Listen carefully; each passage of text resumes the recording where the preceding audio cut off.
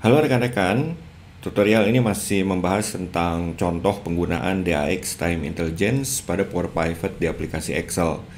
Kali ini saya akan membahas bagaimana cara untuk menghitung nilai persentase pertumbuhan atau yang umum disebut dengan growth. Formula dasar untuk mencari nilai persentase pertumbuhan ini adalah nilai akhir dikurangi nilai awal yang dibagi dengan nilai awal. Untuk pembagian ini, nanti pada data model kita bisa menggunakan fungsi DAX yang namanya divide untuk mempermudah kalkulasinya.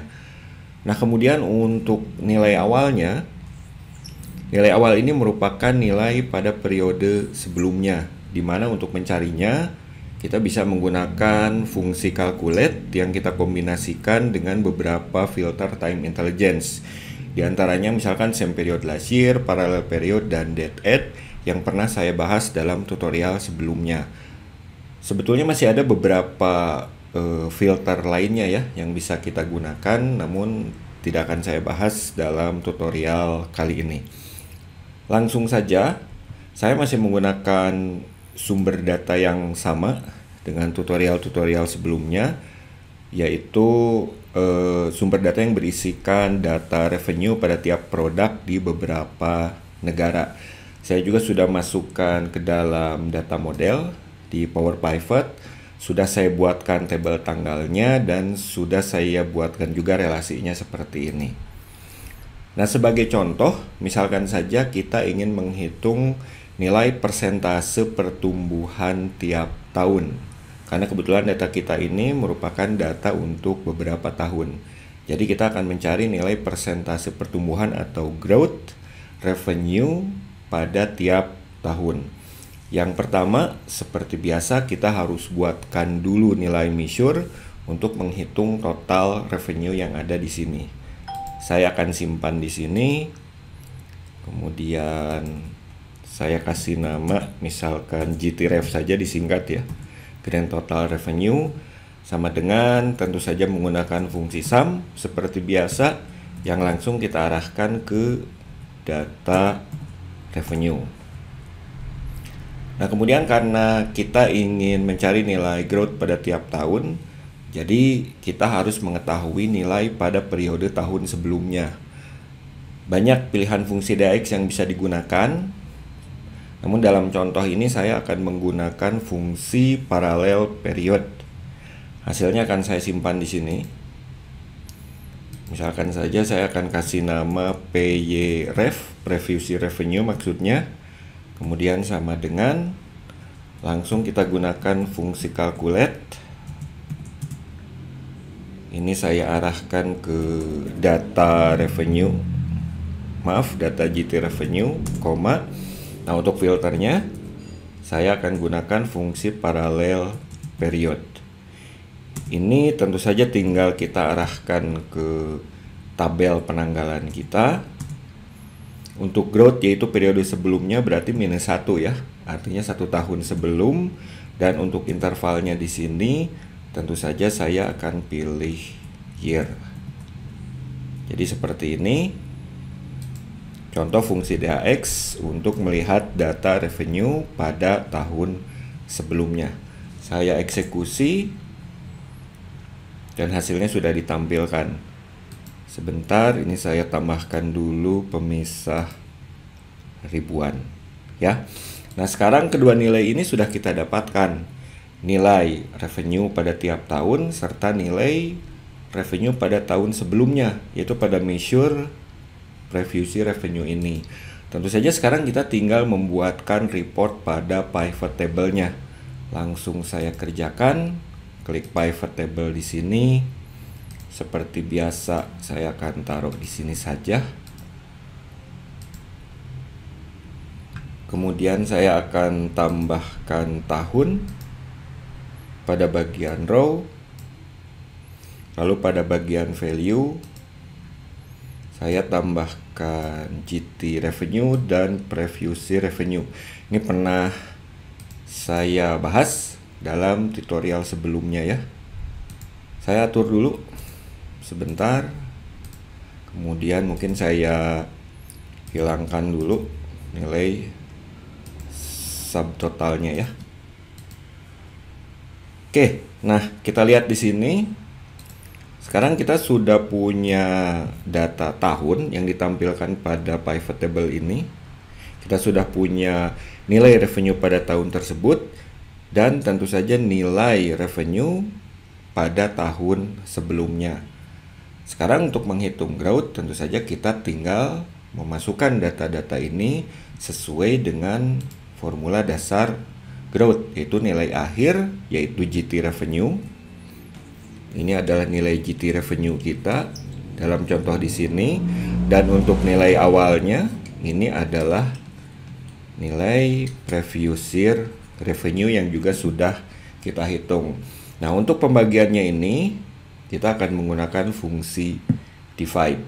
Langsung kita coba pada data model kita di sini. Kembali ke Power Pivot. Saya akan simpan hasilnya di sini. Misalkan saja saya akan beri nama yearly growth titik 2 sama dengan, langsung saya masukkan fungsinya yaitu divide.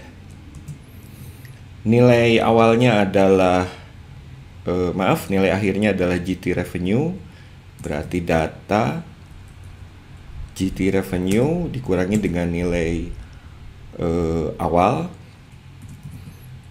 yaitu data previous year revenue, koma. Nah, pengurangan ini kita bagi dengan nilai awal, yaitu data previous year revenue. Jadi kurang lebih seperti inilah contoh fungsi pada DAX untuk menghitung nilai persentase pertumbuhan pada tiap tahun. Fungsi divide ini hanya untuk fungsi pembagian. GT revenue ini adalah revenue pada tiap tahun, dan PY revenue ini merupakan data pada tahun sebelumnya. Langsung saya eksekusi dan hasilnya ditampilkan. Ini tinggal kita rubah formatnya ke dalam persentase. Dan karena sudah berupa measure, tentu saja kita tinggal menambahkannya pada report di pivot table kita. Jadi saya tinggal drag yearly growth ini ke dalam value, dan sekarang hasilnya kita sudah mendapatkan nilai persentase pertumbuhan pada tiap tahun. Bisa kita lihat di sini bahwa growth-nya ini ternyata dari tahun ke tahun mengalami penurunan walaupun ada kenaikan sedikit ya. Nah, biasanya growth ini ditampilkan dalam bentuk chart walaupun tidak selalu ya. Karena datanya sudah ada, ya jelas kita pun tinggal membuatkan saja objek chartnya. Kembali ke data model. Sekarang saya pilih pivot chart, existing worksheet. Oke. Saya simpan di sini dulu, nanti bisa kita pindahkan lagi. Saya akan ambil year ke bagian axis, dan kemudian untuk value-nya langsung saya pilih yearly growth. Oke, chartnya sudah terlihat, tinggal kita rubah dalam bentuk yang lebih tepat mungkin ya. Kalau untuk growth biasanya yang digunakan adalah line atau area. Jadi saya akan rubah ke dalam bentuk line dengan marker ya, agar terlihat seperti ini. Kemudian field buttonnya saya sembunyikan, dan ini tinggal kita ganti saja judulnya. Misalkan saya masukkan judul chart yearly growth. Kemudian saya tinggal atur penempatannya seperti ini. Legendnya kita hilangkan, dan saya tambahkan data label, dan selesai seperti ini. Karena data kita ada data pendukung lainnya, yaitu ada data kalau kita lihat di sini ada data country dan produk, maka tentu saja kita bisa filter data ini berdasarkan data lainnya. Sebagai contoh, misalkan saya akan melakukan filtering dari data negara. Tinggal saya gunakan slicer, lalu saya pilih country. Mungkin saya tempatkan di sini. Kita atur dulu ya, agar tidak terlalu berantakan. Kemudian saya rubah menjadi 2 kolom agar lebih rapi, dan tinggal saya hubungkan dengan chartnya sekalian.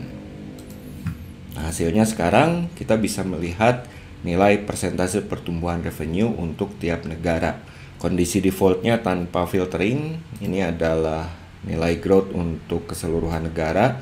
Kalau kita ingin melihat data growth untuk tiap negara, tinggal kita gunakan saja slicer yang sudah kita buat ini. Nah, seperti ini contoh penggunaan dan penerapannya. Untuk satuan tanggal yang lain, misalkan untuk monthly growth atau mungkin daily growth, tentu saja caranya sama, tetap dengan menggunakan fungsi calculate dengan filter-filter bantuan di sini. Sementara formula akhirnya untuk menghitung nilai growth caranya juga sama. Tinggal kita masukkan saja ke dalam formula growth ini dengan bantuan fungsi divide, dan lalu dirubah datanya ke dalam data persentase. Demikian tutorial singkat kali ini.